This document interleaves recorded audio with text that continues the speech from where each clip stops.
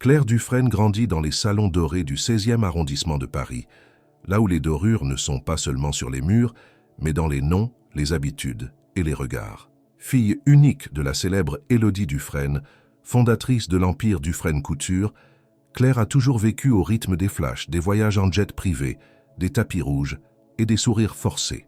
Pourtant, derrière son visage parfaitement maquillé et son apparente nonchalance, elle porte un poids que personne ne devine. Celui d'une mère qui ne l'a jamais vraiment regardée autrement que comme une responsabilité à gérer. Élodie n'a jamais eu de temps à perdre. Femme d'affaires redoutable, elle a bâti son empire à la force de décisions glaciales, de contrats sans appel et d'une vision implacable de la mode française. Pour elle, tout est question d'image, d'efficacité, de résultat. Et Claire, dans ce monde millimétré, n'a jamais semblé trouver sa place. Trop douce, trop rêveuse, trop normale. Elle n'a jamais étudié à HEC ni intégré l'entreprise familiale.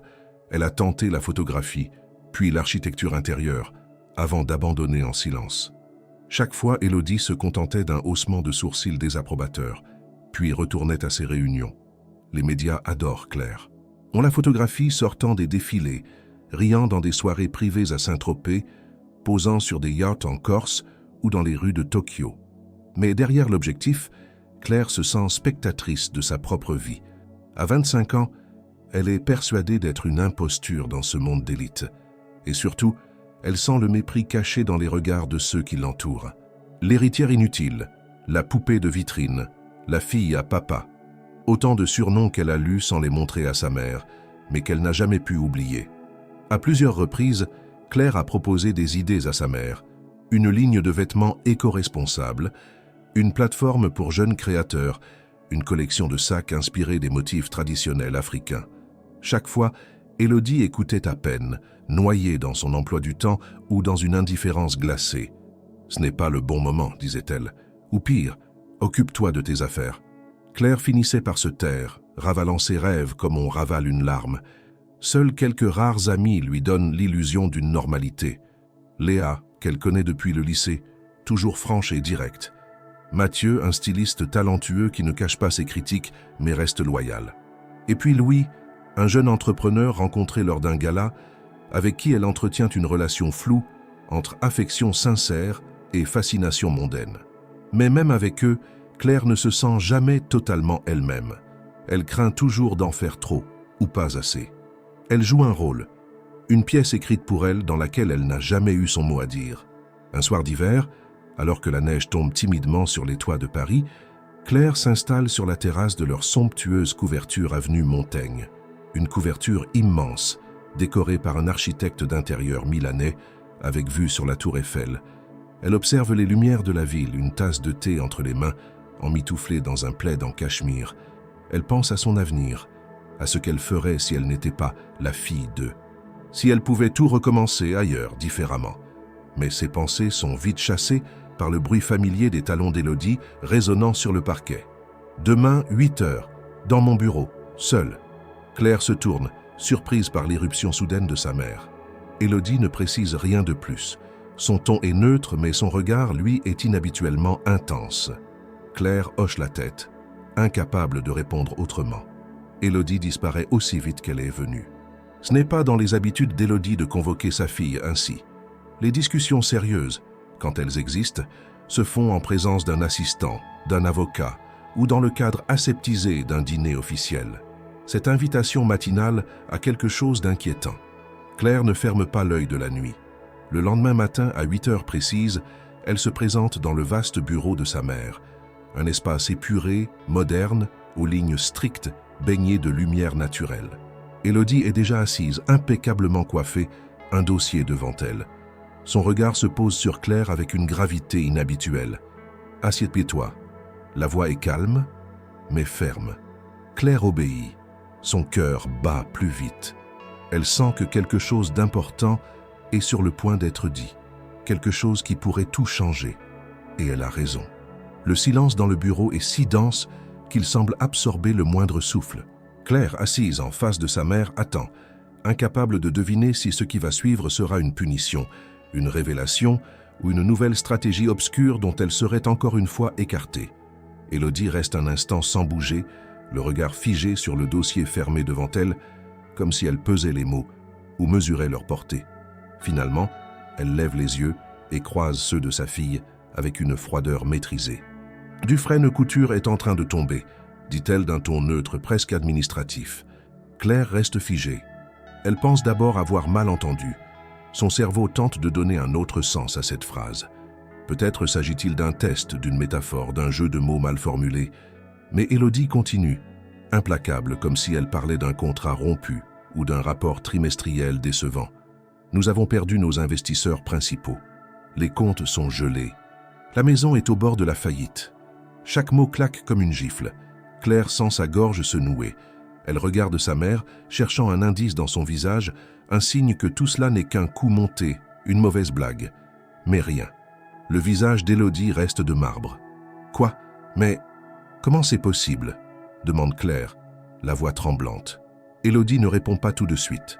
Elle ouvre le dossier et en sort quelques feuilles, des chiffres, des tableaux, des courbes descendantes. Elle les pousse doucement vers Claire. « Lis si tu veux comprendre. » Claire ne touche pas les papiers. Elle n'en est pas capable. Ce qu'elle vient d'entendre suffit à lui couper toute capacité de réaction. Elle se lève d'un bond. « Et toi? Tu fais quoi? Tu vas redresser ça, non? Tu vas... » Non, il n'y a plus rien à sauver. J'ai déjà tout essayé. Il est temps de vendre. Vendre quoi? Tout. La société, les actifs, l'appartement. Claire recule d'un pas. L'air lui manque. Son cœur bat à tout rompre. Elle s'appuie contre le bord du bureau pour ne pas chanceler. Mais on ne peut pas juste abandonner. Élodie la fixe. C'est justement ce que je veux voir, ce que tu vas faire, toi. Le ton, soudain, n'a plus rien de purement informatif. Il y a derrière ces mots une attente, une provocation. Claire la sent, sans pouvoir encore en saisir le sens exact. « Tu veux dire que je dois faire quelque chose ?» demande-t-elle désemparée.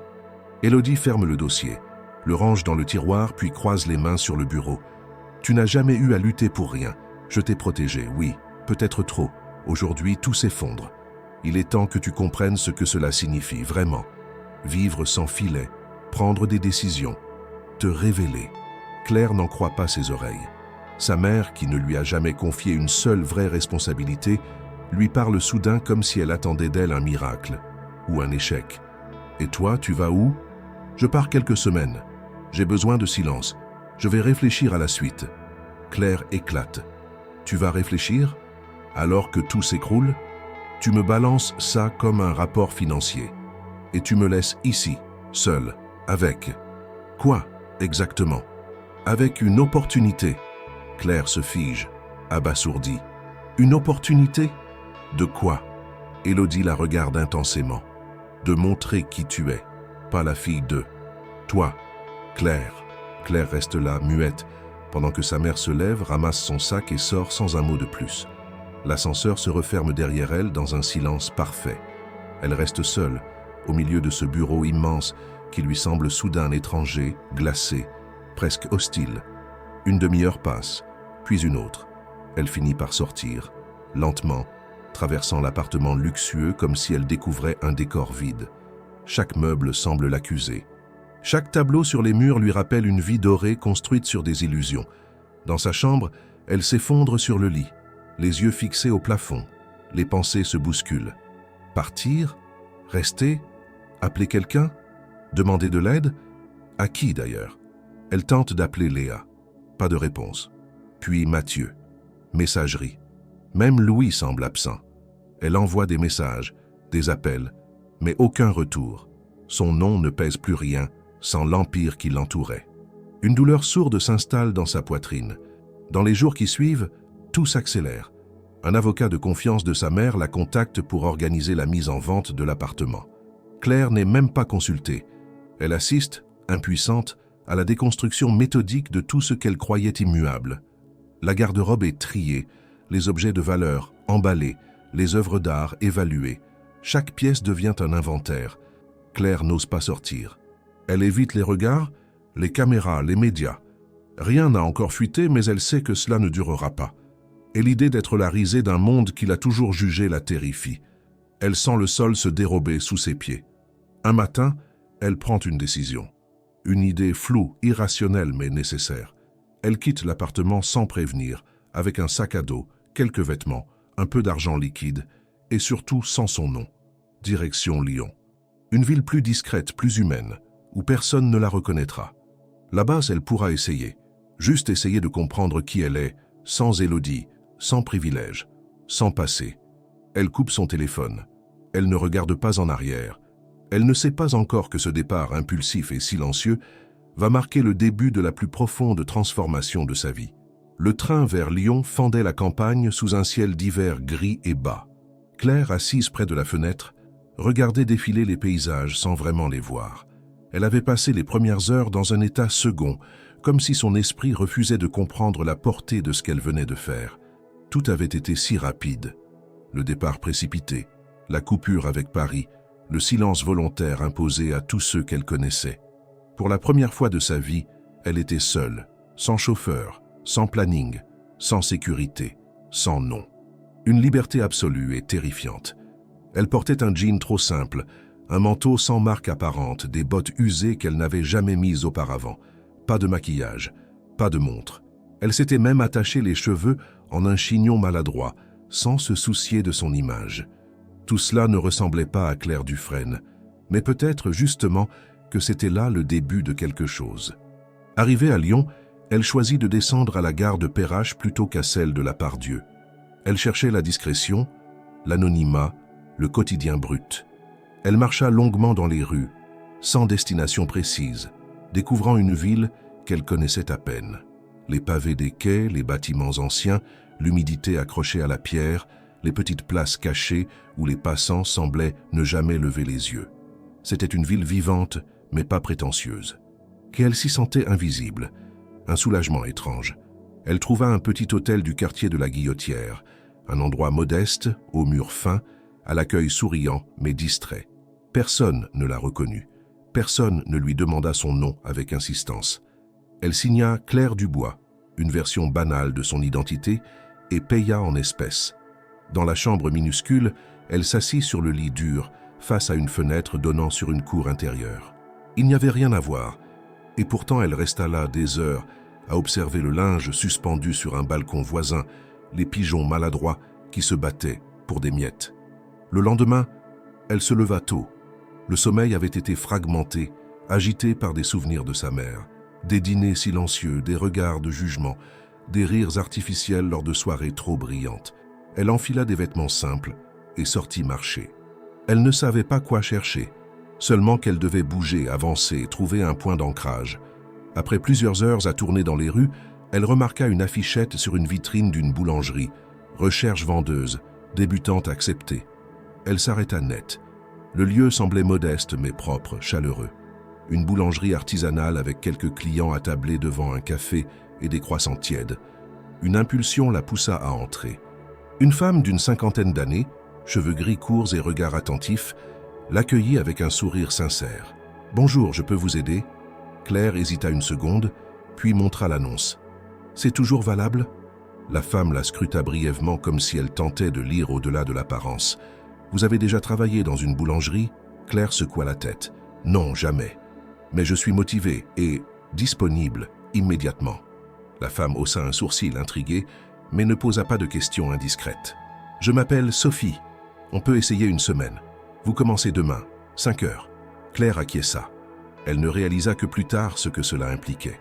Se lever au milieu de la nuit, manipuler de la farine, nettoyer des surfaces grasses, répondre à des clients parfois pressés ou impolis, supporter les odeurs fortes, la chaleur du four, la fatigue.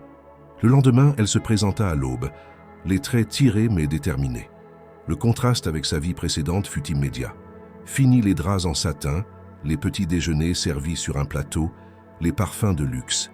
Ici, elle se brûla les doigts en apprenant à manier les pinces d'apin.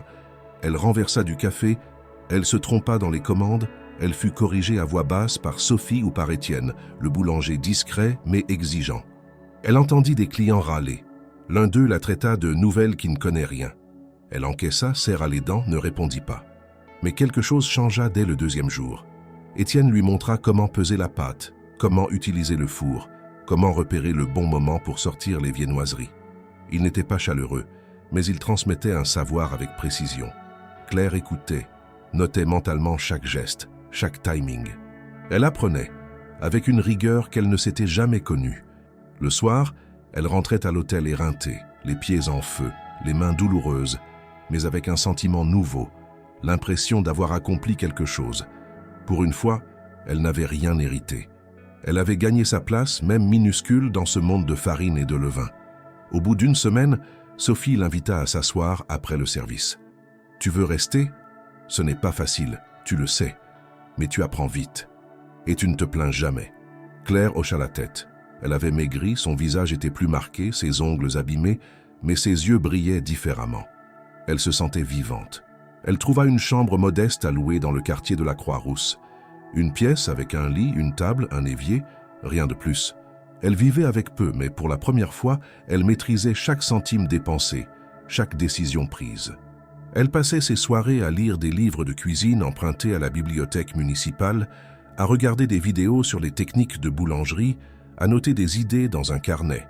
Saveurs, concepts, agencement de boutiques, elle ne pensait presque plus à Paris. Elle avait coupé les ponts, rejeté les messages, ignoré les appels. L'univers Dufresne n'existait plus.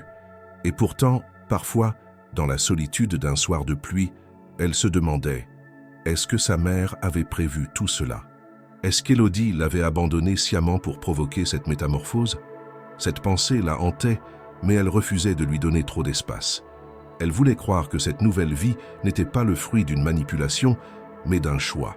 Le sien. Ce n'était pas une renaissance, c'était une lutte, âpre, quotidienne, où chaque geste comptait. Et dans cette lutte, elle commençait, lentement, à découvrir ce que cela signifiait vraiment, devenir soi-même. Le réveil sonne chaque matin à 4h45.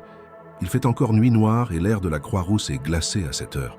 Claire éteint l'alarme sans hésiter, enfile rapidement son pantalon noir taché de farine, une chemise usée et une paire de baskets qu'elle avait achetées en promotion dans une boutique anonyme. Ses doigts, engourdis par le froid, luttent pour attacher ses cheveux.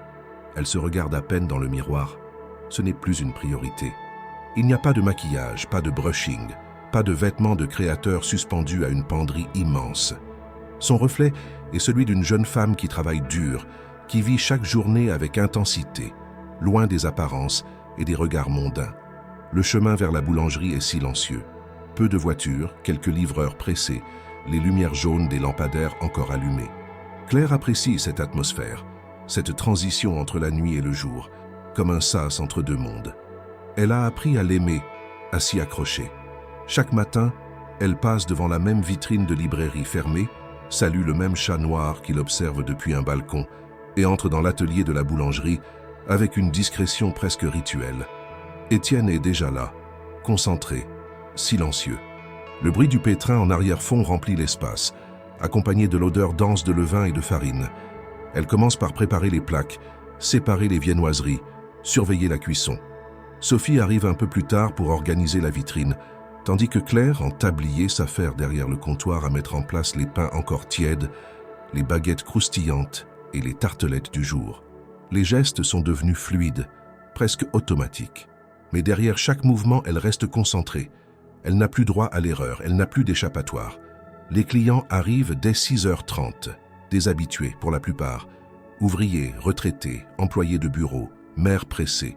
Certains ont été méfiants au début, étonnés par son manque d'aisance, son accent parisien discret, ses maladresses. Mais le temps a fait son travail. Aujourd'hui, on la salue, on la remercie, on plaisante avec elle. Une vieille dame lui offre parfois une clémentine. Un étudiant lui a même apporté un jour un dessin d'un croissant qu'elle a gardé dans sa poche. Ce sont des gestes simples, mais essentiels. Ils la ramènent à l'essentiel, loin des faux semblants de sa vie d'avant. Claire note tout.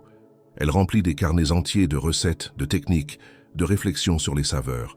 Elle observe la manière dont Étienne travaille les pâtes, comment il dose les ingrédients, comment il sent, sans mesurer, si une pâte est prête ou non. Elle pose des questions quand elle sent que c'est le bon moment. Il répond brièvement, mais avec précision. Parfois, il lui montre une astuce, une manière de plier la pâte feuilletée ou d'enfourner les baguettes pour qu'elles prennent cette teinte dorée si particulière. Claire ne veut pas juste apprendre à exécuter. Elle veut comprendre. Elle veut créer. À midi, elle mange rapidement dans l'arrière-boutique. Un sandwich maison, parfois un reste de tarte salée, accompagné d'un café noir. Pas de pause prolongée, juste quelques minutes pour souffler, puis elle retourne en salle, nettoie, range, prépare les commandes de l'après-midi. Le rythme est soutenu, sans place pour la rêverie. Chaque journée est une course contre la montre, un ballet de gestes précis. Mais dans cette cadence, Claire trouve une forme de paix. Une discipline qui la structure, l'ancre dans le réel. Le soir, elle rentre à pied, parfois sous la pluie, parfois dans un vent glacial, parfois même avec un rayon de soleil qui perce les nuages bas. Elle rentre fatiguée, couverte de farine, les bras lourds. Mais cette fatigue, loin d'être une souffrance, est devenue une alliée. Elle la vide de ses angoisses, de ses doutes, de son passé. Elle s'endort souvent avant 22 heures, un livre à la main ou une recette griffonnée sur un carnet posé à côté du lit. Un samedi, Sophie lui propose de l'accompagner au marché. Claire accepte sans réfléchir. Elle découvre alors un autre monde, celui des fournisseurs, des produits frais, des discussions entre artisans. Sophie connaît tout le monde. Elle échange des plaisanteries avec le fromager, discute longuement avec le maraîcher, négocie poliment avec le meunier. Claire observe, écoute, prend des notes mentales. Elle comprend que derrière chaque croissant, chaque pain, chaque pâtisserie, il y a une chaîne de savoir, de gestes, de liens humains. C'est un univers cohérent, enraciné, loin de la superficialité des showrooms parisiens. Un dimanche après-midi, seule dans sa chambre, elle repense à ses premiers jours ici, à la honte, à la peur, au sentiment d'échec. Elle n'a rien oublié, mais aujourd'hui, elle n'a plus honte. Elle sent que ce qu'elle fait a du sens. Elle construit quelque chose, même si ce n'est pas encore clair. Elle découvre une version d'elle-même qu'elle ne connaissait pas. Une Claire capable de se lever avant l'aube, de travailler avec ses mains, de sourire à des inconnus, de créer un lien même fugace avec ceux qu'elle croise. Et pourtant, parfois, des souvenirs la rattrapent. Un parfum dans la rue, une robe aperçue dans une vitrine, une chanson entendue dans un café. Des éclats de son ancienne vie, brillants et vides, viennent frapper à la porte. Elle ne les chasse pas. Elle les accueille sans s'y attarder. Ils ne font plus mal. Ils rappellent simplement d'où elle vient et à quel point elle en est loin. Un soir, alors qu'elle ferme la boutique avec Sophie, cette dernière la regarde longuement. « Tu t'en sors bien. Tu ne le vois peut-être pas encore, mais tu changes. » Claire reste silencieuse, troublée par cette remarque. Elle ne sait pas encore si c'est un compliment ou un avertissement, mais elle le prend comme un signe qu'elle est sur le bon chemin, même s'il est encore flou, encore incertain. Et dans cette incertitude, elle continue, jour après jour, sans retour en arrière. Un matin comme les autres, alors que l'hiver semblait vouloir s'attarder sur Lyon avec ses bourrasques glaciales et son ciel sans lumière, Claire nettoyait l'arrière-boutique de la boulangerie. Étienne lui avait demandé de faire un tri dans les vieux cartons entreposés près du local technique. Un coin sombre que personne ne visitait jamais. Elle ne protesta pas. Depuis quelques semaines, elle acceptait chaque tâche avec rigueur, cherchant à apprendre aussi bien les bases du métier que les responsabilités moins visibles mais tout aussi nécessaires. Elle enfilait des gants, pliait les genoux et s'attelait à la poussière avec une concentration presque méditative. Parmi les piles de cartons défraîchis contenant d'anciens moules, des papiers d'emballage oubliés et des archives poussiéreuses, Claire tomba sur une boîte plate, recouverte d'une fine couche de farine. En l'ouvrant, elle découvrit des papiers divers, factures jaunies, cartes de fournisseurs, quelques photos anciennes montrant la devanture de la boulangerie dans les années 60, avec une enseigne délavée et des passants en noir et blanc. Mais ce qui attira son attention, c'était une enveloppe à moitié déchirée, sur laquelle figurait en lettres nettes le nom de sa mère, Élodie Dufresne. L'enveloppe était ancienne, la date inscrite au coin remontait à plus de 20 ans. Le papier, jauni, avait été plié avec soin, mais portait les marques du temps. Le cachet d'un bleu délavé venait de Paris. Le cœur de Claire s'emballa. Elle jeta un regard furtif autour d'elle. Étienne s'occupait du four, Sophie était en salle. Personne ne la surveillait. Elle tira la lettre de son pli et commença à lire. L'écriture était élégante mais nerveuse. Signée Margot. Le prénom ne lui disait rien.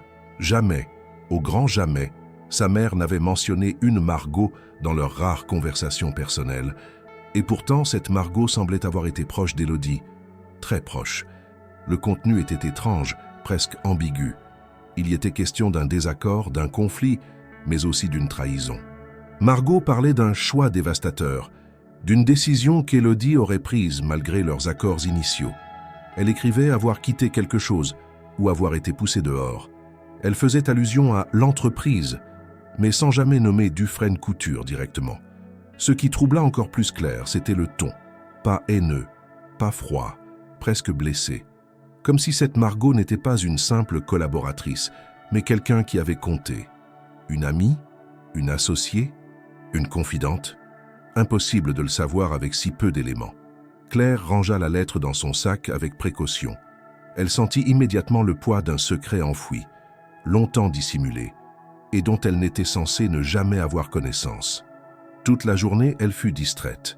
Elle se trompa 2 fois dans les commandes, oublia de remettre une pièce à un client, renversa du café sur le comptoir. Sophie lui jeta un regard interrogateur, mais ne posa pas de questions. Claire répondit par un sourire forcé, puis retourna dans l'arrière-salle dès qu'elle put pour relire la lettre en cachette, tentant d'en extraire plus qu'elle ne contenait réellement. Le soir venu, dans sa chambre silencieuse, elle étala la lettre sur la table, la relut une dizaine de fois, puis fit une recherche rapide sur son téléphone. Margot, Paris, Couture. Elle ne trouva rien de concluant. Aucune trace immédiate. C'était comme chercher une aiguille dans une botte de foin. Et pourtant, l'intuition qu'elle tenait là un fil important ne la quittait plus. Une part d'elle voulait oublier, rejeter tout ce qui venait de Paris, de sa mère, du monde d'avant. Mais l'autre part, plus insidieuse, plus déterminée, voulait comprendre, pas pour sa mère, pour elle-même, pour savoir d'où elle venait vraiment. Elle décida d'interroger discrètement Étienne le lendemain matin. Elle attendit un moment propice, alors qu'il préparait des pains de campagne, concentrés mais moins fermés qu'à l'accoutumée. « Dis-moi, Étienne, tu travailles ici depuis longtemps ?» Il haussa les épaules. « Assez, oui. Plus de 15 ans. Pourquoi? Tu connaissais l'ancien propriétaire? » « Oui, c'était un homme bien. Il a vendu à Sophie quand sa santé a décliné. Pourquoi tu demandes ça? » Elle hésita. « J'ai trouvé une lettre. Une vieille lettre adressée à quelqu'un que je connais. Elle vient d'une certaine Margot. Tu en as entendu parler ?» Le nom sembla figer les mains d'Étienne l'espace d'un instant. Il reprit son mouvement, mais son ton changea légèrement. « Margot. Oui, elle venait parfois ici, avec une femme élégante. Je crois qu'elles étaient associées, ou quelque chose comme ça. Il y a longtemps, avant que je n'arrive. Mais Sophie en a déjà parlé. » Claire ne montra rien, mais intérieurement, tout s'alignait. Il y avait bien eu un lien entre cette Margot et sa mère, un lien assez fort pour traverser les années, assez douloureux pour être enterré. Elle attendit la fin du service pour en parler à Sophie. Le moment était délicat. Elle devait choisir ses mots avec soin, ne pas trahir ce qu'elle savait réellement. « Sophie, je suis tombée sur une vieille lettre, signée Margot. Elle parlait de ma mère, Élodie Dufresne. » Le silence fut plus pesant qu'elle ne l'aurait cru. Sophie s'assit, les bras croisés, l'air soucieux. « Je m'en doutais. Tu as les gestes d'une fille bien éduquée, mais pas par n'importe qui. » Claire resta muette. Margot était une grande dame, une vraie. C'est elle qui m'a appris ce métier. Elle était discrète, mais d'une élégance rare. Elle a quitté Paris après une histoire trouble avec une associée. Je suppose que c'était ta mère. Je n'ai jamais su les détails, juste que ça l'a détruite. Claire sentit une douleur monter. Elle ne voulait pas croire que sa mère avait pu ruiner quelqu'un de proche. Et pourtant, elle savait que c'était possible. « Tu sais où je pourrais la trouver ?» Sophie secoua la tête. Elle est partie sans laisser d'adresse. Mais si elle est toujours en vie, elle saura que tu la cherches. Margot a ce don. Claire se leva lentement. Elle ne savait pas encore comment, ni quand. Mais elle était certaine d'une chose. Cette histoire n'était pas terminée. Elle venait à peine de commencer. Et elle comptait bien découvrir toute la vérité. Les jours suivants furent marqués par une tension sourde, une attente silencieuse que Claire ne parvenait pas à nommer, mais qui s'insinuait dans chacun de ses gestes. Depuis la découverte de la lettre signée Margot, elle ne pensait plus qu'à ça. Entre les fournées de pain, les sourires polis aux clients et les heures de nettoyage, son esprit revenait sans cesse à cette femme mystérieuse, à cette relation brisée avec sa mère, et aux zones d'ombre qui entouraient tout ce pan de son histoire personnelle. Elle n'en parla plus à personne, ni à Étienne ni à Sophie. Elle avait compris que les réponses qu'elle cherchait ne viendraient pas par des conversations. Il faudrait les provoquer. Elle avait rangé la lettre dans une boîte, soigneusement dissimulée sous ses affaires personnelles, et relisait parfois quelques lignes avant de dormir, comme si chaque mot pouvait soudain révéler une vérité cachée. Mais plus les jours passaient, plus elle sentait que quelque chose se préparait. Une intuition froide, logique, très différente de la peur ou de l'excitation. C'était comme si, en ouvrant une porte du passé, elle avait déclenché un mouvement invisible, et qu'il était maintenant trop tard pour revenir en arrière. Un lundi matin, la boulangerie était calme. Le ciel était couvert et une fine pluie balayait les rues de Lyon. Claire était seule au comptoir. Étienne était occupé à l'arrière et Sophie avait dû partir plus tôt pour un rendez-vous. Elle s'appliquait à nettoyer les vitres embuées de la vitrine, concentrée sur son geste, lorsqu'une silhouette attira son attention à travers la buée. Une femme, immobile sous un parapluie noir, l'observait depuis le trottoir.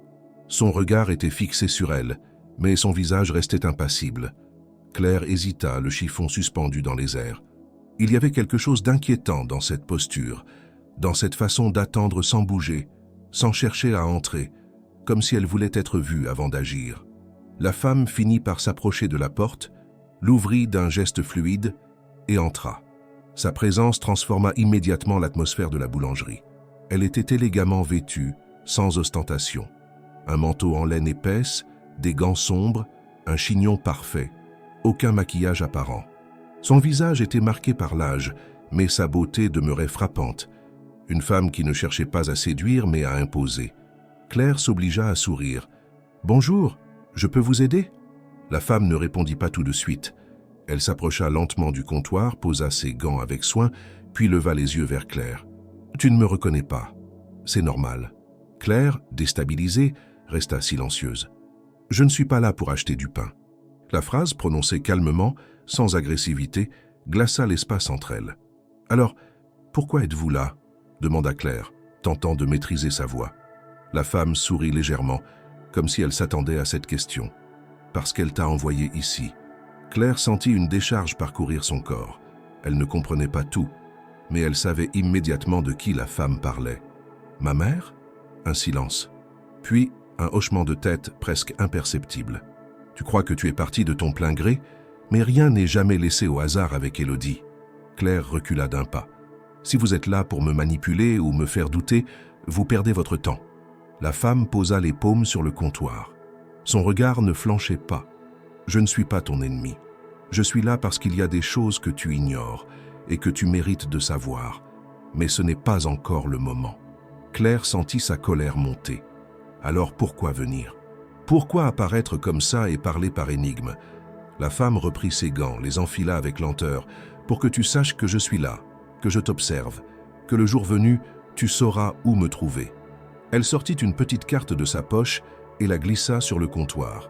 Aucun nom. Juste une adresse manuscrite à Lyon, dans un quartier éloigné. Puis, sans un mot de plus, elle quitta la boulangerie, laissant derrière elle une odeur de parfum léger, presque imperceptible. Claire resta figée plusieurs minutes, la carte entre les doigts, le cœur battant. Elle avait l'impression d'avoir assisté à une scène tirée d'un roman, mais tout était réel, trop réel. Elle n'avait jamais vu cette femme auparavant, et pourtant, elle portait en elle quelque chose de familier, une manière de se tenir, de parler, de fixer les gens, une intensité qu'elle ne connaissait que chez une seule personne, sa mère. Elle ne parla de cette visite à personne. Le soir, seule dans sa chambre, elle relut la carte plusieurs fois. Elle aurait pu s'y rendre tout de suite. Mais elle ne le fit pas. Quelque chose en elle lui disait que le moment n'était pas venu. Elle ne voulait pas être guidée ni précipitée. Elle voulait comprendre par elle-même. Dans les jours qui suivirent, elle travailla avec encore plus d'application.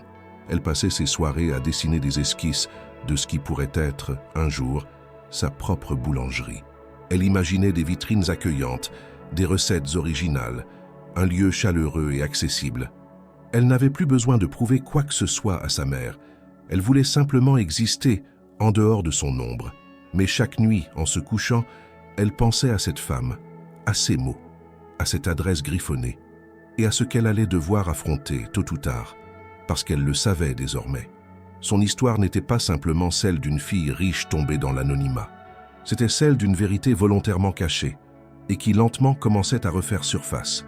Le froid s'était adouci sur Lyon, et avec l'arrivée du printemps, Claire sentait que quelque chose changeait aussi en elle.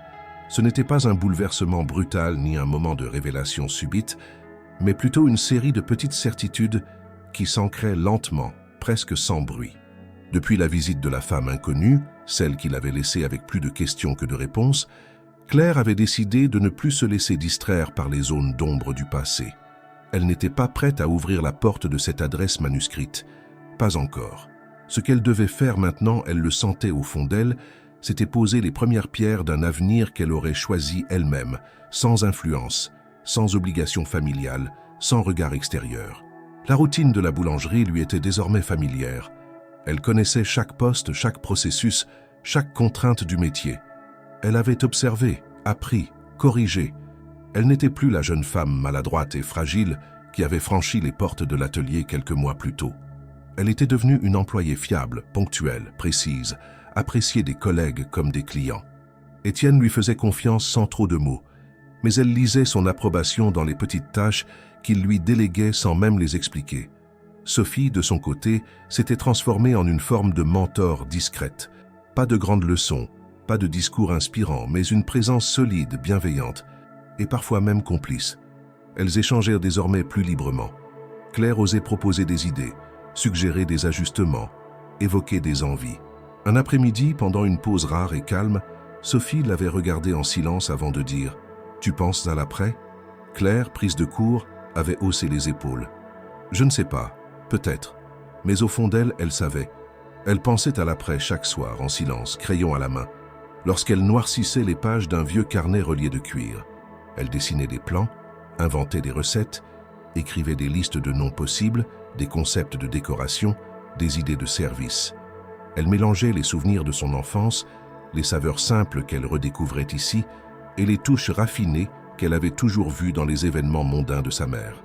Ce carnet était devenu son refuge, son laboratoire, son premier pas vers une entreprise qui serait vraiment la sienne. L'idée d'ouvrir sa propre boulangerie n'était plus une hypothèse lointaine. Elle devenait concrète, mais elle savait qu'elle ne pouvait pas se lancer sans préparation. Elle commença alors à prendre des cours du soir à la Chambre des métiers, une formation courte, ciblée sur la gestion de petites entreprises artisanales. Personne là-bas ne savait qui elle était vraiment. Elle se présentait comme Claire Dubois, une employée motivée, curieuse, discrète. Elle posait des questions pertinentes, absorbait les notions de comptabilité, de marketing de proximité, d'organisation des stocks. C'était exigeant. Travailler à la boulangerie le matin, assister aux cours le soir, faire les devoirs la nuit. Mais elle ne se plaignait pas. Elle avait connu la fatigue de l'ennui, celle des journées vides passées à faire semblant. Aujourd'hui, elle goûtait à la fatigue de l'effort sincère et elle la préférait 100 fois. Elle chercha aussi à comprendre le marché local. Elle visita d'autres boulangeries, testa des produits, nota les prix, l'accueil, la présentation. Elle identifia ce qui lui plaisait, ce qui manquait, ce qui pouvait être réinventé. Elle développa l'idée d'un lieu hybride, une boulangerie-café à mi-chemin entre la tradition française et l'atmosphère chaleureuse des coffee shops qu'elle avait découvert lors de ses rares voyages à Londres ou à Montréal. Un endroit où l'on pourrait s'attarder, lire un livre, discuter avec un voisin, déguster un financier au thé matcha ou une tartelette au citron yuzu sans se sentir pressée. Elle travailla aussi sur sa technique. Étienne, sentant son engagement, la laissa parfois tester ses propres créations après la fermeture. Elle passa plusieurs soirs à perfectionner une pâte brisée, à équilibrer un glaçage, à jouer avec les dosages de beurre et de sel. Elle rata souvent. Elle recommença toujours. Et quand elle parvint enfin à créer une brioche feuilletée aussi légère que savoureuse, Étienne la goûta en silence, puis hocha la tête sans un mot. C'était sa manière de dire bravo. Peu à peu, Claire commença à économiser. Ce n'était pas grand-chose. Un peu de pourboire, une gestion stricte de ses dépenses, quelques petits extras gagnés ici ou là. Mais elle tenait un budget, notait tout, cherchait les moindres aides possibles. Elle découvrit l'existence de microcrédits pour les jeunes entrepreneuses, de programmes municipaux de soutien à l'artisanat local. Elle hésitait encore à solliciter Margot. Elle n'était pas prête. L'ombre de sa mère planait encore sur cette figure mystérieuse, et elle voulait prouver avant toute chose qu'elle pouvait avancer seule. Un dimanche matin, alors qu'elle s'autorisait une promenade le long des berges du Rhône, Claire ressentit une sensation étrange. Pour la première fois, elle n'avait pas peur du lendemain. Elle savait que tout pouvait s'effondrer encore, qu'il suffirait d'un accident, d'un refus de crédit, d'un imprévu. Mais elle avait enfin confiance dans ses propres ressources. Ce qu'elle construisait ne dépendait plus du nom Dufresne, ni de la fortune de sa mère, ni du prestige de l'entreprise familiale.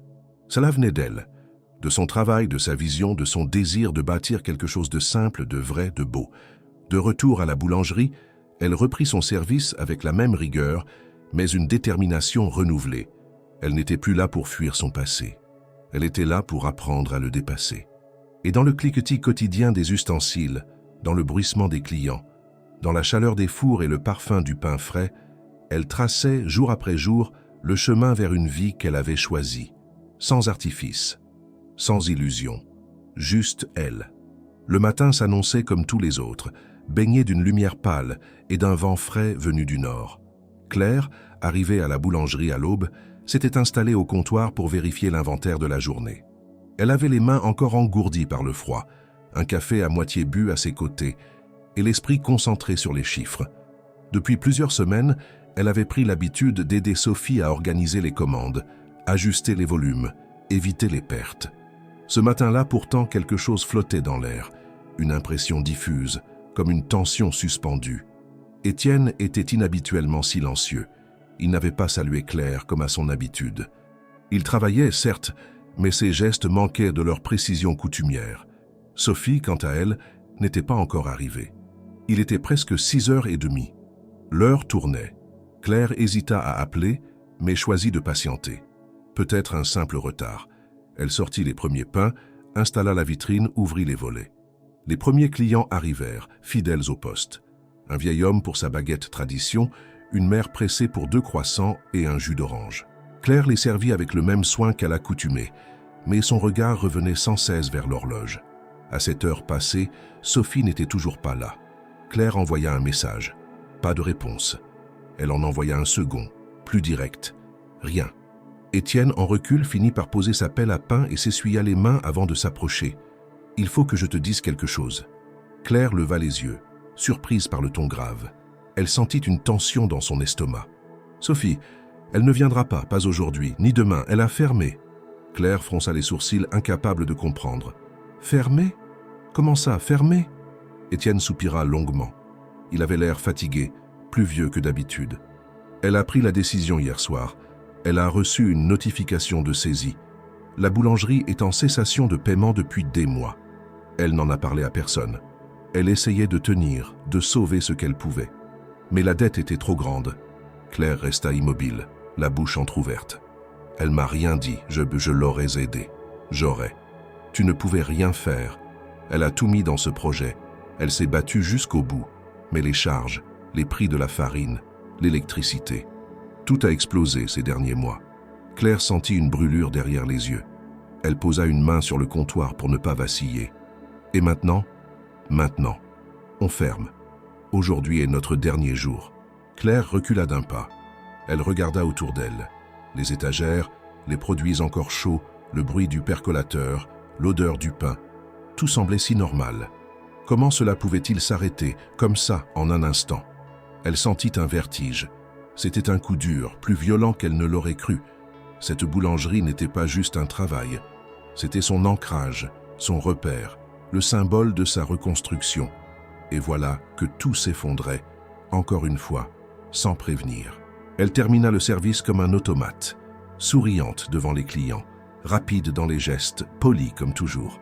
Mais à l'intérieur, quelque chose s'effritait.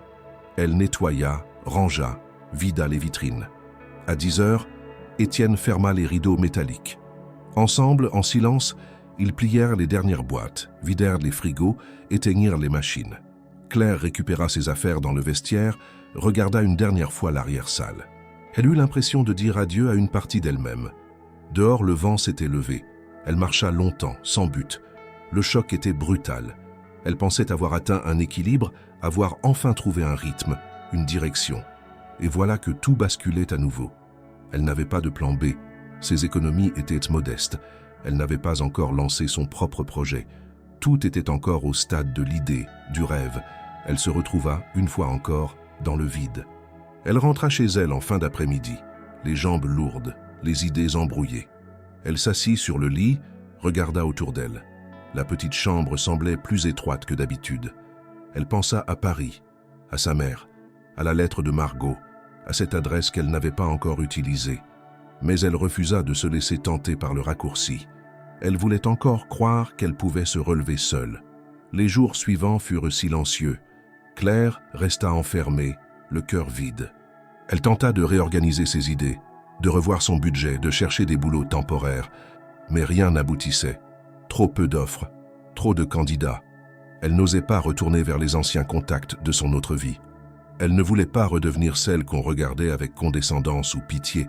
Elle sentait que si elle revenait à Paris maintenant, ce serait un échec. Le 5e jour, alors qu'elle s'apprêtait à sortir pour un entretien dans un petit café, son téléphone vibra. Un appel inconnu. Elle hésita à décrocher. Mais une voix douce et ferme se fit entendre. « Claire, c'est Margot. Je pense que le moment est venu. » Elle resta muette. Margot n'ajouta rien, seulement une adresse, un horaire. Puis la communication fut coupée. Claire resta longtemps sans bouger, le téléphone dans la main. Elle savait que cet appel changerait quelque chose. Elle n'avait pas cherché Margot, pas encore. Mais Margot était revenue, juste au moment où tout s'écroulait à nouveau. Elle se leva, rangea ses carnets, enfila un manteau et sortit sans un mot. Ce qu'elle allait découvrir maintenant n'allait peut-être pas réparer les pertes, ni annuler la douleur. Mais elle savait que ce rendez-vous n'était pas un piège. C'était peut-être une nouvelle ouverture. Et après avoir tout perdu 2 fois, elle n'avait plus rien à redouter. Le cœur de Claire battait si fort qu'elle craignait qu'on puisse l'entendre dans la rue presque déserte où elle marchait, tirant son manteau un peu plus serré autour de son cou, malgré le printemps qui s'installait à peine. L'appel de Margot la troublait, non seulement parce qu'il arrivait à un moment où tout s'était effondré, la boulangerie, ses espoirs récents, sa stabilité fragile, mais surtout parce qu'il remettait en question tout ce qu'elle croyait savoir sur sa mère. Depuis la découverte de cette lettre ancienne, elle avait résisté à la tentation d'aller plus loin, convaincue qu'elle devait d'abord construire quelque chose de solide de son côté. Mais maintenant, le destin semblait l'y pousser, sans lui laisser le choix. Elle suivit l'adresse qu'on lui avait dictée au téléphone. Un café discret dans un quartier résidentiel un peu à l'écart du centre de Lyon, loin des artères touristiques et des grandes avenues. Aucun signe distinctif. Juste une façade en briques rouges, 2 petites tables dehors et une porte en bois peint en vert foncé. Elle entra, aussitôt frappée par l'atmosphère calme et chaleureuse du lieu.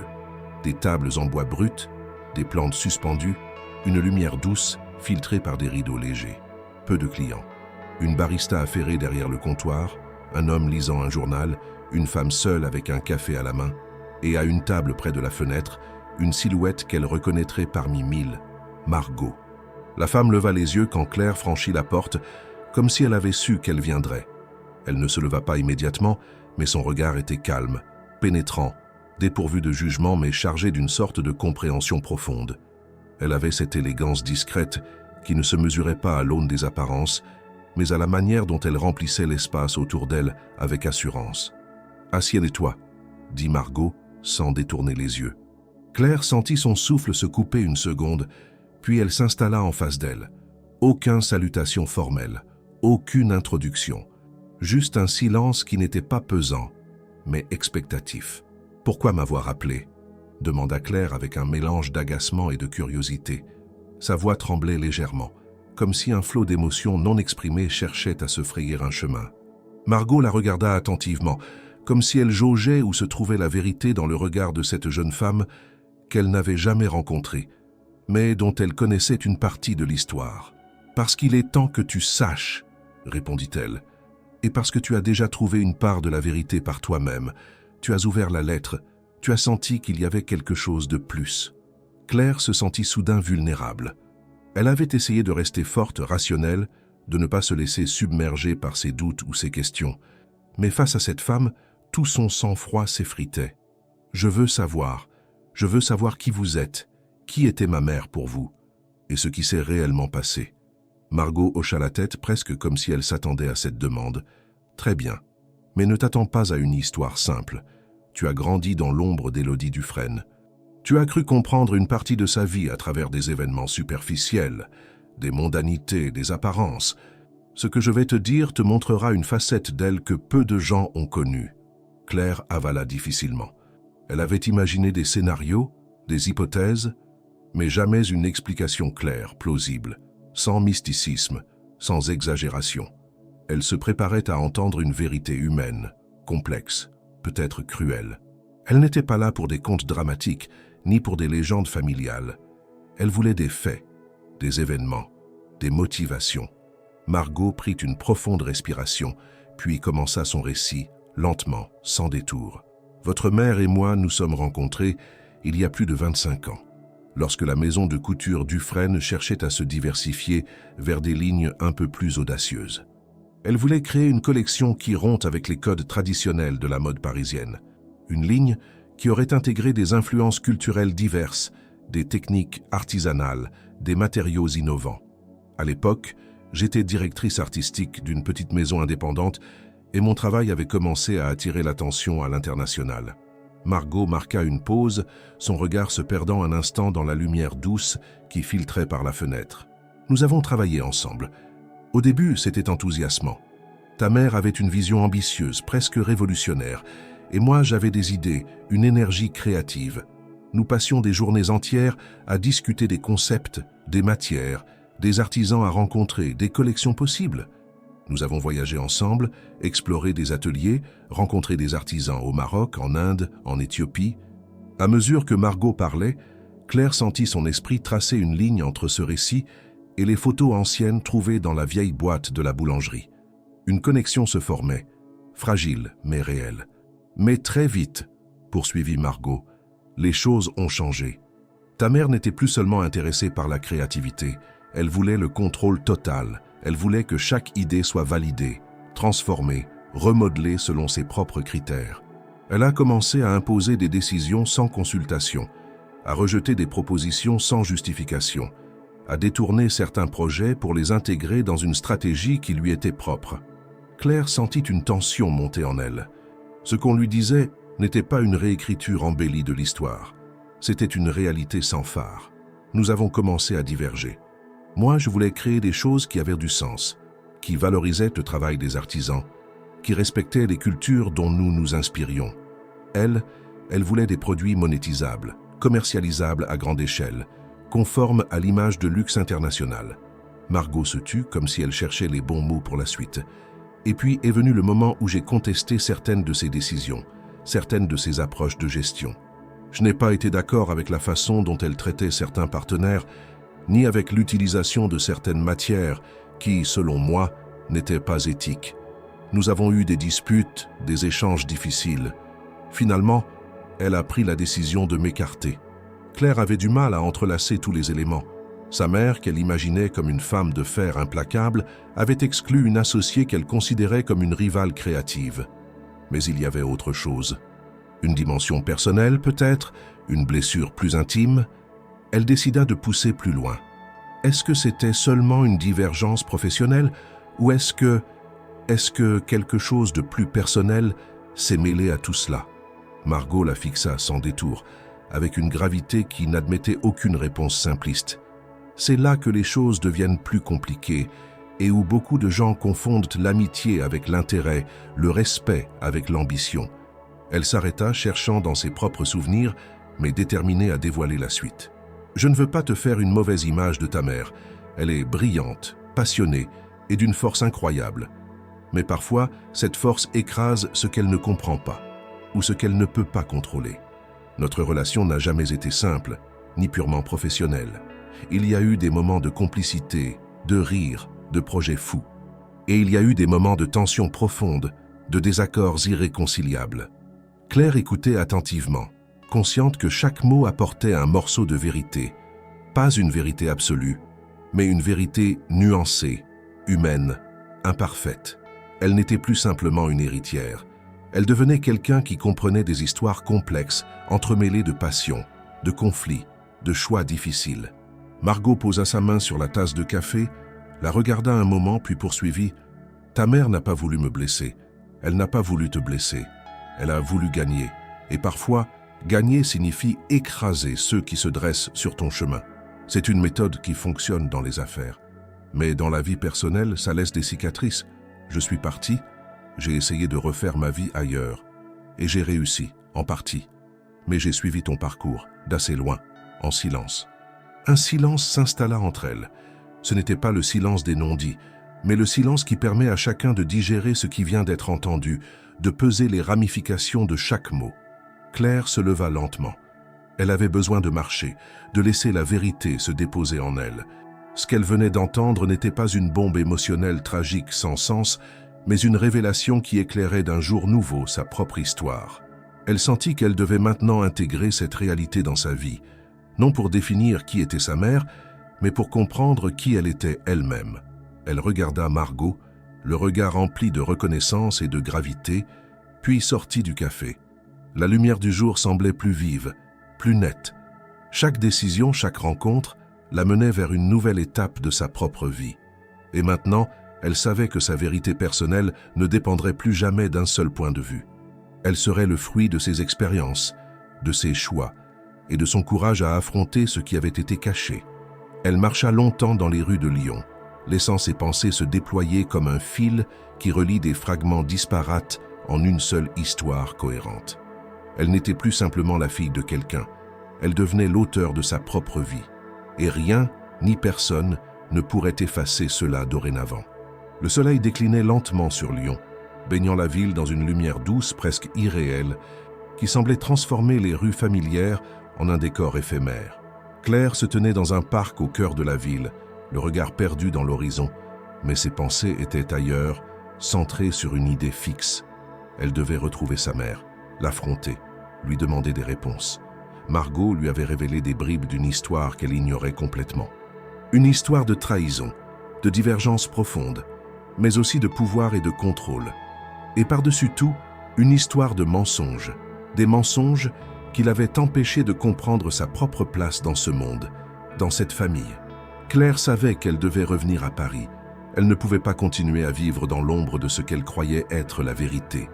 Elle devait confronter sa mère, non seulement pour comprendre ce qui s'était passé entre elles, mais aussi pour comprendre ce qu'Élodie Dufresne avait fait de sa propre vie et pourquoi cela l'avait laissée dans une telle confusion.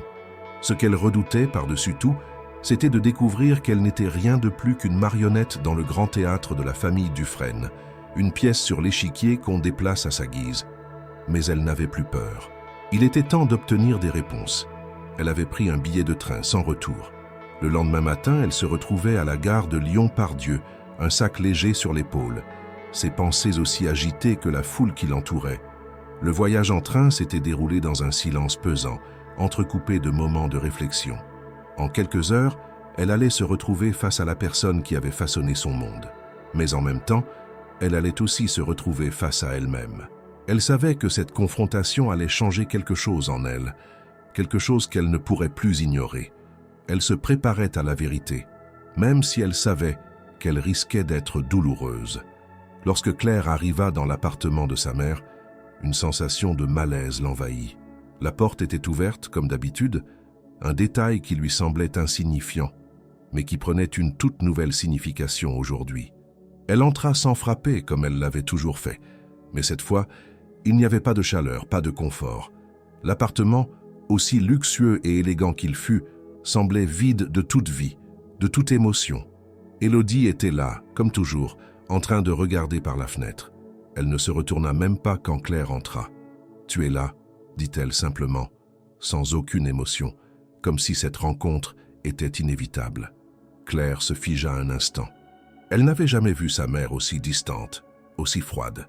C'était comme si une barrière invisible séparait leurs deux mondes, et Claire en était soudainement consciente.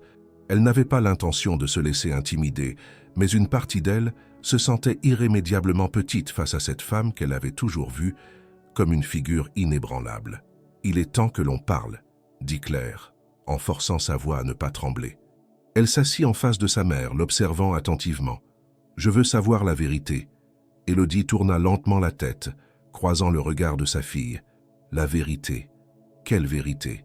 La vérité sur nous, sur tout ce que tu m'as caché, sur ta relation avec Margot, sur ta vision de la famille, sur ta vision de moi. Les mots sortaient plus vite qu'elle ne l'avait prévu, comme un torrent qu'elle ne pouvait plus contenir. Elle avait l'impression de déterrer des fantômes, de fouiller dans des plaies béantes qu'elle avait ignorées pendant des années.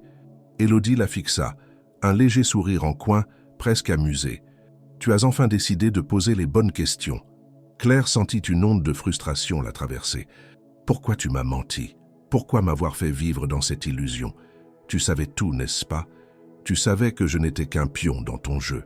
Tu savais que je n'avais aucune place dans cette entreprise, ni dans ta vie, ni dans ton cœur. » Élodie se leva lentement, toujours aussi calme, et se dirigea vers une étagère où elle prit un verre de vin.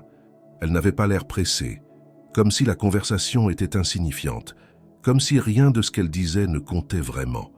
Elle retourna à sa place et observa Claire avec un regard qui semblait à la fois distant et curieux. « Tu penses que je t'ai utilisé, que je t'ai mise de côté, mais tu te trompes. Tu étais et tu es toujours le centre de ma vie. » Elle marqua une pause, comme si elle mesurait le poids de ses paroles. « Mais je t'ai protégée, Claire. Je t'ai protégée d'un monde qui t'aurait détruite, un monde que tu ne comprenais pas et que tu n'as jamais cherché à comprendre. » Claire écarquilla les yeux. « Te protéger ?» Elle éclata de rire, mais ce n'était pas un rire de légèreté. C'était un rire amer, dénué de toute joie. « Tu m'as enfermé dans une cage dorée. Tu m'as empêché de vivre ma propre vie, de prendre mes propres décisions. Tu m'as toujours traité comme un projet. » Élodie fixa sa fille sans cligner des yeux. « Et ce projet a bien fonctionné, non? Tu as tout ce dont tu as besoin. Tu as grandi dans le confort. Tu as eu accès aux meilleures écoles, aux meilleures opportunités. Tu n'as jamais eu à te battre pour rien. » Claire serra les poings sur ses genoux. Une bouffée de colère montait en elle. « Tu m'as volé ma liberté. Et tu oses me dire que tout ça, c'était pour mon bien? C'était pour ton bien à toi, pour que tu puisses contrôler tout ce qui m'entourait, pour que tu puisses me façonner comme une marionnette. » La tension dans la pièce était palpable. Claire sentait la colère et la douleur envahir chaque fibre de son être. Mais elle ne voulait pas céder à la colère, elle voulait comprendre. Elle devait comprendre. « Qu'est-ce que tu voulais de moi, maman? Qu'est-ce que tu attendais de moi ?» demanda-t-elle, la voix maintenant plus calme, mais non moins déterminée. Élodie détourna les yeux, le regard fuyant. Un silence lourd s'installa dans la pièce, et pendant un instant, Claire se demanda si sa mère allait répondre. Puis, lentement, Élodie murmura « Je voulais que tu sois comme moi, forte, indépendante, capable de gérer ton propre destin. Mais je ne pouvais pas te laisser partir trop vite. Je voulais t'apprendre, t'aider à comprendre le monde avant de te jeter dedans. » Claire secoua la tête, abasourdie. « Et tu crois que tu m'as aidé? Tu m'as fait croire que je ne valais rien sans toi. Tu m'as fait croire que je devais suivre ton chemin, que je n'avais pas d'autre option que d'être une copie de toi. Mais je ne suis pas toi, maman, et je ne veux pas l'être. » Il y eut un long silence.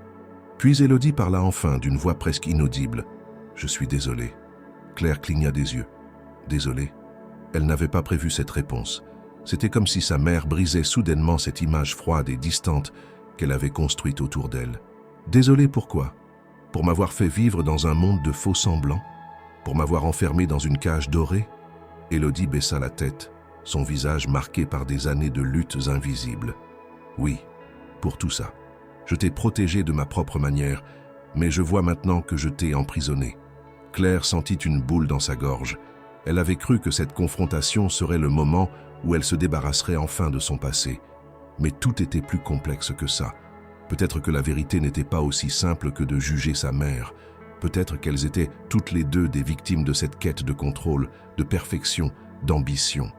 Je ne sais pas ce que l'avenir nous réserve, Claire, mais je suis prête à te laisser prendre ton propre chemin maintenant. Le silence dans l'appartement d'Élodie Dufresne durait depuis plusieurs minutes. Pas un mot, pas un mouvement. Claire était restée immobile, assise en face de sa mère, absorbant chaque mot de cette dernière confession. Elle s'attendait à un affrontement, à une défense froide, à une justification arrogante, comme celle que sa mère avait toujours donnée. Mais ce qu'elle avait reçu en retour était une fragilité qu'elle n'avait jamais connue chez elle, une forme de recul, de lucidité, peut-être même de regret. Cela aurait pu suffire à apaiser quelque chose en elle, mais ce n'était pas le cas. La douleur était encore là, la colère aussi, mêlée à une fatigue immense. Ce que Claire ressentait maintenant n'était plus de la haine ou de l'incompréhension. C'était un détachement. Le moment où, pour la première fois, elle se sentait capable de décider pour elle-même, sans peur, sans obligation, sans attente. Elle se leva, sans un mot, et fit quelques pas dans la pièce. Les murs portaient toujours les photos de leur vie ancienne, des défilés, des soirées de gala, des sourires figés devant des objectifs. Elle s'approcha d'une de ces images, la contempla, puis la reposa doucement. Elle se retourna vers sa mère. « Tu veux que je reprenne l'entreprise ?» demanda-t-elle, même si elle connaissait déjà la réponse. Élodie, toujours assise, hocha lentement la tête. « Je veux que tu sois libre de choisir, mais je pense que tu es prête. Tu as prouvé que tu peux diriger, que tu peux bâtir quelque chose. Et maintenant, tu peux le faire ici avec les bonnes ressources. » Claire la fixa longuement. Ce n'était pas une offre anodine. C'était la porte d'entrée vers une vie de pouvoir, de richesse, de prestige. Un retour au centre du monde. De quoi effacer tous les sacrifices, toutes les années de doute, toutes les nuits passées à se chercher dans la solitude. Mais ce n'était plus ce qu'elle voulait. Elle se redressa, la voix ferme. « Non, je ne veux pas de ton empire. Je ne veux pas de cette place. » Élodie tressaillit mais ne répondit pas. « Tu m'as testé, maman. Tu as voulu voir si j'étais capable de survivre sans toi, sans ton argent, sans ton influence. Et je l'ai fait. J'ai souffert, j'ai travaillé, j'ai échoué. Mais je me suis découverte. Et je sais maintenant ce qui me rend heureuse. Ce n'est pas ce monde. Ce ne sont pas ces titres, ces chiffres, cette image que tu veux tant contrôler. » Elle s'approcha de la table, posa devant elle un carnet usé, au coin froissé. Celui où elle avait dessiné ses idées, noté ses recettes, ses concepts de décoration, ses calculs budgétaires.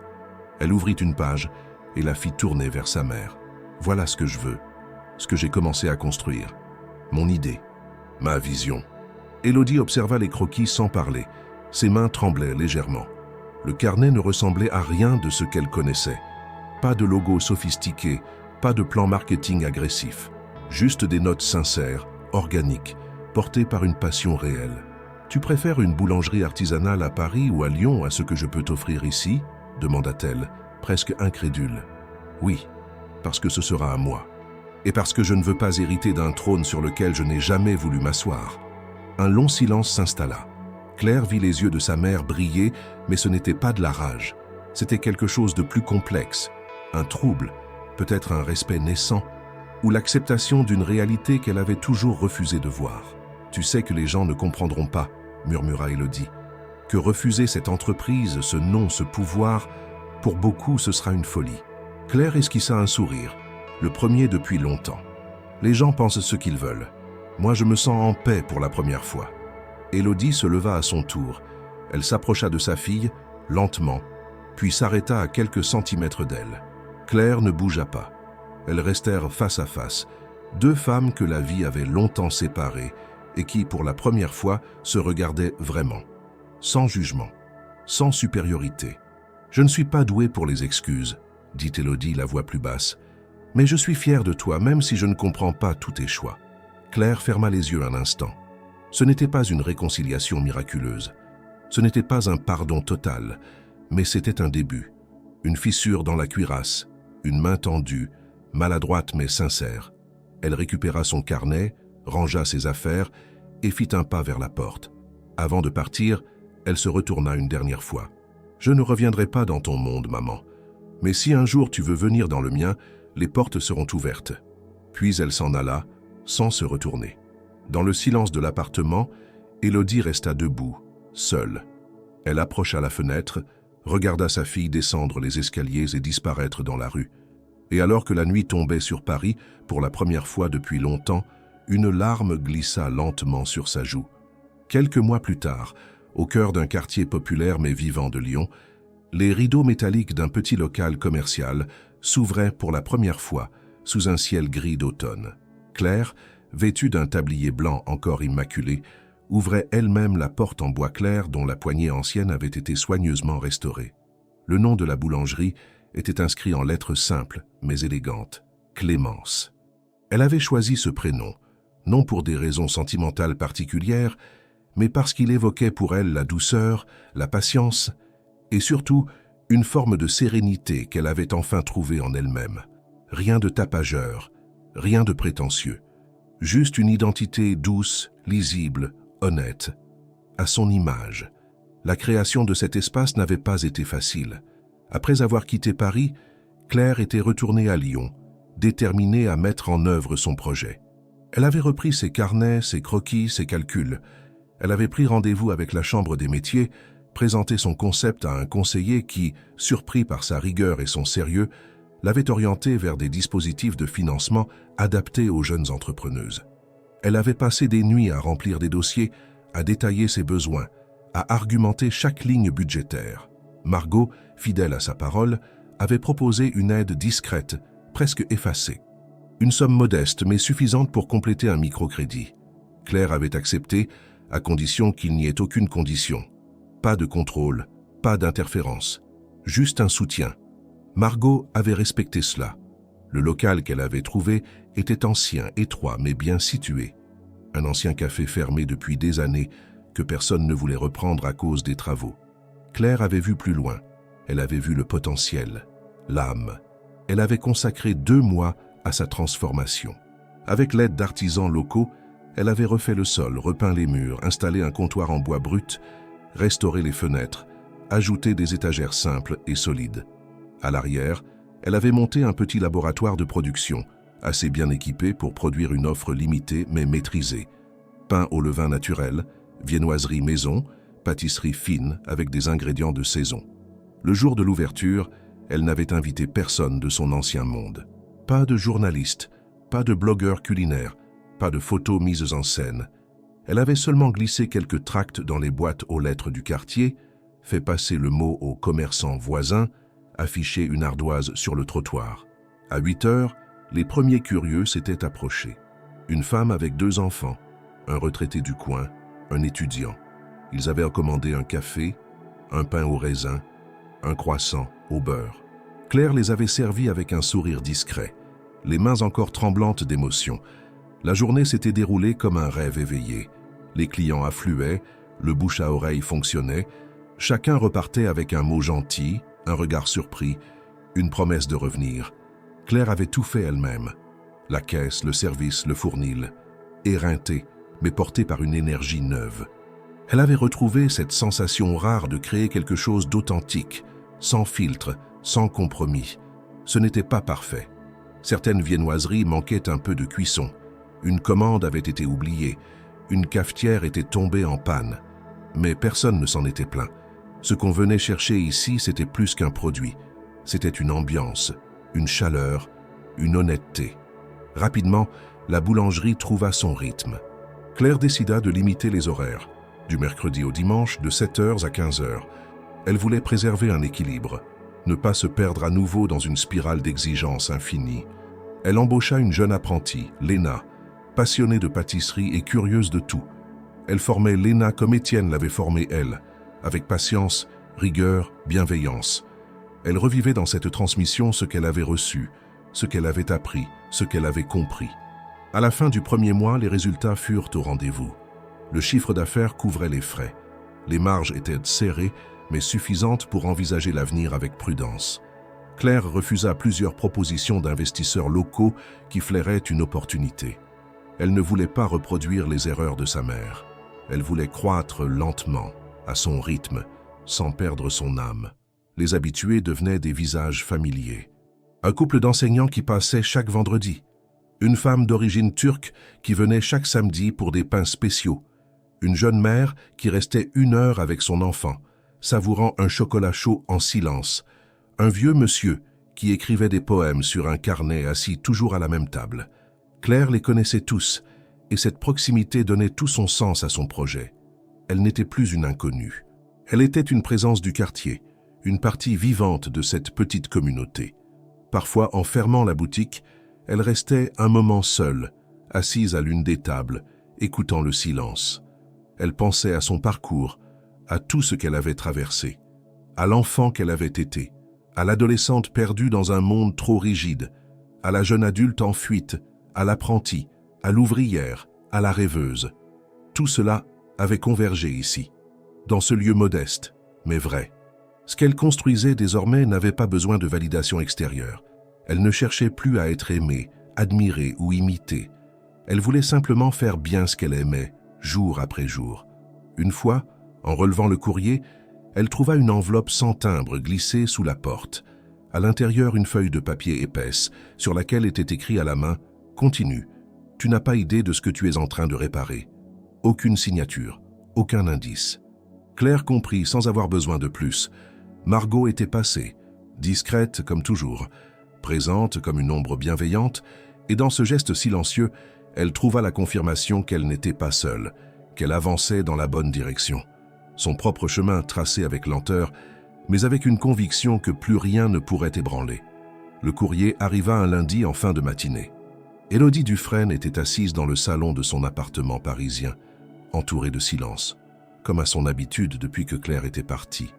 La pièce, pourtant impeccablement décorée, semblait figée. Ni les objets d'art, ni les tissus précieux, ni les meubles dessinés sur mesure ne parvenaient à dissimuler ce vide discret mais persistant, une absence devenue présence, un manque qu'elle n'avait jamais su nommer. Le courrier était posé sur la console de l'entrée, soigneusement trié par son assistante. Élodie, comme chaque jour, en fit le tour sans réel intérêt. Quelques invitations, des documents administratifs, 2 catalogues de luxe, rien de personnel, jusqu'à cette enveloppe beige fine au nom manuscrit. Le seul nom qu'elle ne pouvait ignorer, Claire. Elle prit l'enveloppe, l'observa un moment, puis s'installa dans son fauteuil favori près de la fenêtre. Elle l'ouvrit lentement, comme si elle avait peur de ce qu'elle allait y trouver. À l'intérieur, une feuille unique, écrite à la main, sans artifice, sans en-tête, une écriture qu'elle reconnaîtrait entre 1000, bien qu'elle ne l'ait pas vue depuis longtemps. Elle commença à lire. « Maman, tu m'as demandé un jour ce que je ferais si je n'avais plus rien. Ce que je ferais si je n'avais plus ton nom, ton argent, ton réseau, ton empire. Je sais maintenant que cette question n'était pas une simple provocation, mais un test, le plus dur que tu aurais pu m'imposer. Un test que je n'ai compris qu'avec le temps et que je n'ai cessé de rejouer dans ma tête. J'ai pensé que c'était une punition, une manière de me rejeter. Mais avec du recul, je crois que c'était une tentative, maladroite, brutale, mais sincère, de me pousser à devenir quelqu'un. Ce que je suis devenu aujourd'hui, je l'ai construit loin de toi. Loin de Paris, loin de Dufresne Couture, loin de tout ce qui m'a défini pendant des années. Et pourtant, je sais que chaque pas que j'ai fait portait aussi ta trace. Tu m'as appris à observer, à écouter, à ne jamais faire semblant. Tu m'as appris à aller au bout de mes idées, même quand personne n'y croyait. Tu m'as appris à ne dépendre de personne, même pas de toi. Aujourd'hui, j'ai ouvert un lieu à mon image. Modeste, simple, mais vrai. J'y travaille tous les jours. Je sers des gens que je connais par leur prénom. Je façonne le pain, je prépare des gâteaux, je fais le ménage. Rien de glamour, rien de spectaculaire. Mais chaque jour, je me couche avec la sensation d'avoir accompli quelque chose de vrai. Et cela n'a pas de prix. Je ne cherche pas ton approbation, je ne cherche plus à te plaire. Je ne cherche même pas à te prouver quoi que ce soit. Je voulais simplement que tu saches que je vais bien, que je suis en paix avec mes choix.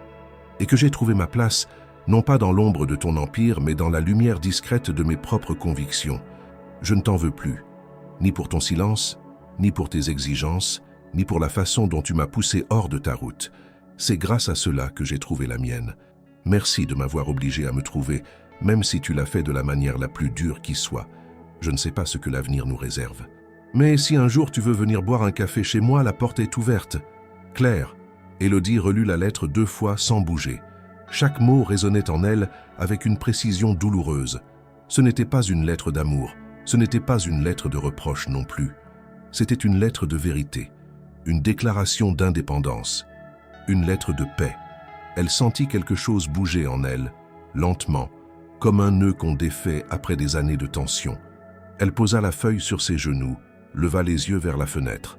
Paris s'étendait devant elle, immense et silencieuse. Mais elle n'y voyait rien. Ce qu'elle voyait, c'était sa fille. Non pas celle qu'elle avait voulu façonner à son image, mais celle qui avait su se reconstruire seule, loin d'elle et malgré elle.